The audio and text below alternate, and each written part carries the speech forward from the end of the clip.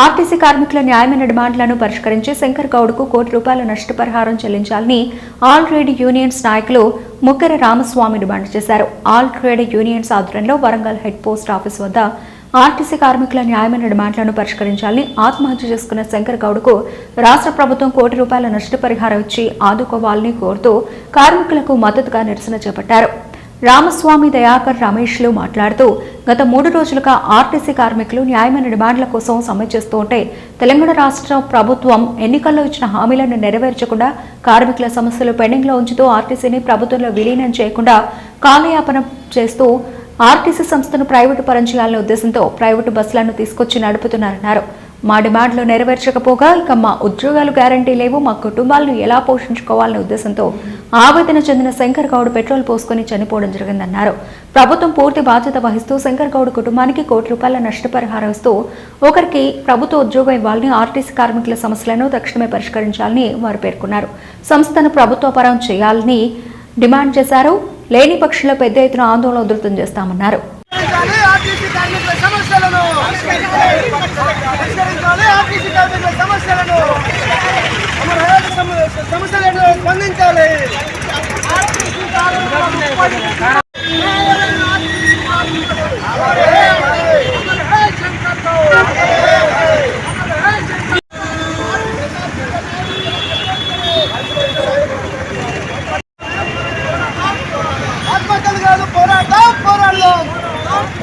సమస్య పరిష్కారం ఆర్టీసీ కార్మికుల సమస్యలు వెంటనే కార్మికుల ఐక్యత వర్ధిల్లాలి, కార్మికుల ఐక్యత ఆర్టీసీ కార్మికులు ఆర్టీసీ కార్మికుల పట్ల ప్రభుత్వం రైట్ करे ప్రభుత్వం రైట్ करे ఆర్టీసీ కార్మికుల న్యాయ సమస్యలు రైట్ करे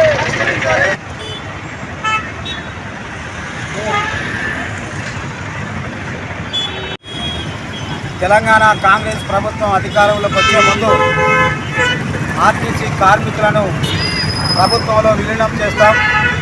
అదేవిధంగా పెండింగ్లో ఉన్నటువంటి పీఆర్సీ కూడా కార్మికులకు అందజేస్తాం. కార్మికులందరినీ కూడా పర్మనెంట్ చేసి ఈరోజు వాళ్ళకు ప్రభుత్వ వేతనాలు ఇస్తామని హామీ ఇవ్వడం అనేది జరిగింది.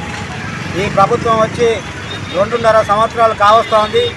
ఇప్పటికీ తెలంగాణ రాష్ట్రంలో ఆర్టీసీ కార్మికులకు పెండింగ్లో ఉన్నటువంటి ఏవైతే పీఆర్సీలు ఉన్నాయో అవి ఇవ్వకుండా ఈరోజు ఈ ప్రభుత్వం ఈ ఆర్టీసీని ప్రభుత్వం విలీనం చేస్తామని జ్ఞాపకం చేస్తున్నటువంటి పరిస్థితి ఉంది.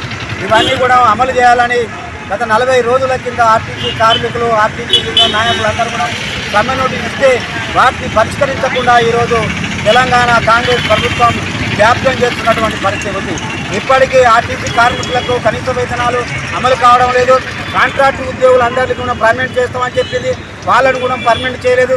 ఈరోజు ఆర్టీసీ కార్మికులకు కొద్ది వేతనాలతో ఈరోజు వాళ్ళు జీవనం గడుపుతున్నటువంటి పరిస్థితి ఉంది. వాళ్ళు ఏమీ గొంతమ్మ కోరికలు కోరలేదు. మాకు ఆర్టీసీని ప్రభుత్వంలో విలీనం చేస్తే మాకు ప్రభుత్వ ఉద్యోగులుగా గుర్తింపబడతాం, మాకు కుటుంబాలను పోషించుకో విధంగా మాకు వేతనాలు వస్తాయని వాళ్ళు సమ్మె నోటీస్ ఇచ్చి సమ్మెకు వెళ్తున్నటువంటి పరిస్థితి ఉంది. 3 రోజులు అయినప్పటికీ కూడా ఈ ప్రభుత్వం చలనం లేదు.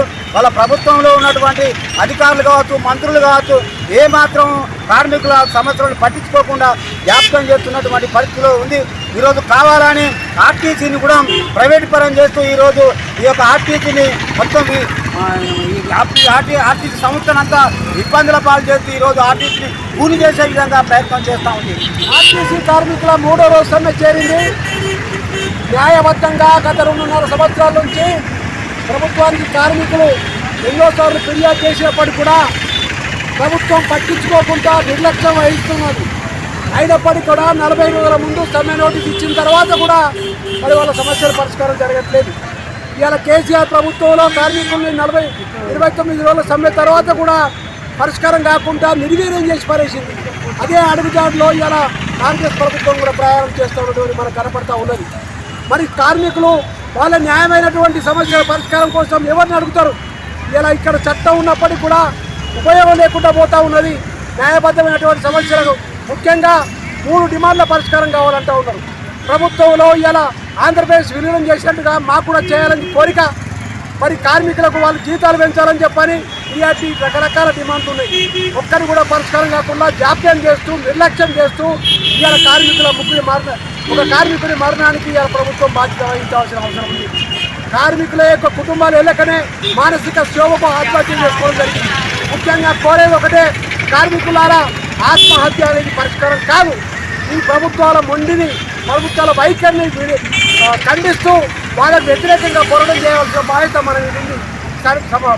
మరణం పరిష్కారం కాదని చెప్పి సందర్భంగా తెలియజేస్తూ ప్రభుత్వం వెంటనే తక్షణమే సమ్మెను విరోధపరిచేసి కార్మికుల న్యాయమైన సమస్యలు పరిష్కారం చేయాలని కోరుతూ ఈ యొక్క చనిపోయిన కార్మికుడికి ఎవరైతున్నారో పూర్తి స్థాయిలో ఇవాళ అన్ని కార్మిక సంఘాల పక్షాన మద్దతు తెలియజేస్తున్న ఐఎఫ్సి నర్సంపేట డిపోలో ఆర్టీసీ డ్రైవర్ శంకర్ గౌడ్ గారు నిన్న సమ్మె చేస్తూ ఉంటే పెట్రోల్ పోసుకొని కలబడమనే జరిగింది. వారు ఈరోజు మృత్యుతరమైన జరిగింది. వారి న్యాయమైన డిమాండ్లను నెరవేర్చాలని చెప్పేసి అని కార్మికులందరూ సమ్మె చేస్తూ ఉంటే ఈ రాష్ట్ర ప్రభుత్వము పెడచెవున పెట్టేసి కార్మికుల సమస్యలను పరిష్కరించే దిశలో ఈ ఉన్నటువంటి తెలంగాణ రాష్ట్ర ప్రభుత్వము లేనటువంటి పరిస్థితి కళ్ళ కొట్టేటట్టు కనబడుతూ ఉన్నది.